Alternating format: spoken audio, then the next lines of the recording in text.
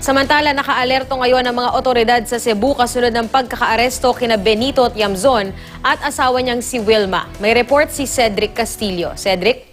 Yes, Lia, alam mo, pagdating pa lang ng aming team dito sa ngayong umaga sa may Camp Lapu-Lapu kung saan nakabase yung Central Command o CENTCOM ng Armed Forces of the Philippines dito sa Cebu, ay bumungad agad sa atin yung isang karatula na nakapaskil nga yung red alert status ng kampo. Kaugnay nito ay todo higpit yung seguridad sa kampo at hindi basta-basta nakakapasok kung sino-sino at maging yung mga miyembro ng media ay hanggang sa gate lamang pinapayagan. Napag-alaman natin na simula pa kagabi ay naka-red alert na ang CENTCOM matapos ang pagkaka-aresto nga sa mag-asawang Benito at Wilma Yamzon na ayon sa mga otoridad ay dalawa sa pinakamatataas na opisyal ng Communist Party of the Philippines.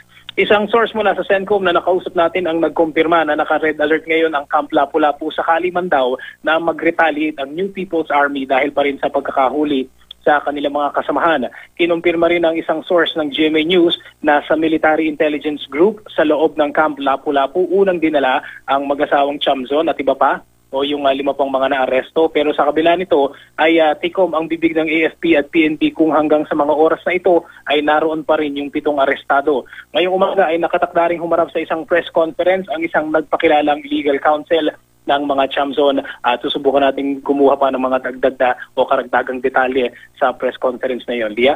Cedric, yung red alert ba limited lang dun sa sinabi mong area or may iba pang parte ng Cebu?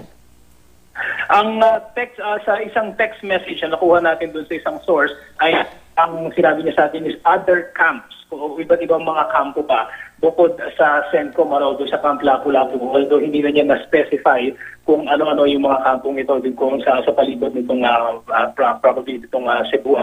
Pero yun nga napansin natin kanina ay maigpit yung kanilang pinapatupad na seguridad at absolutely walang mga miyembro ng media na pwedeng pumasok. At in fact, ay medyo pahirapan din yung pagkuha tayo ng impormasyon kung nasa na nga ba sa mga sandaling ito itong mag-asawang Benito at Wilma Yamzon, Lia. Okay, ingat kayo dyan. Maraming salamat, Cedric Castillo.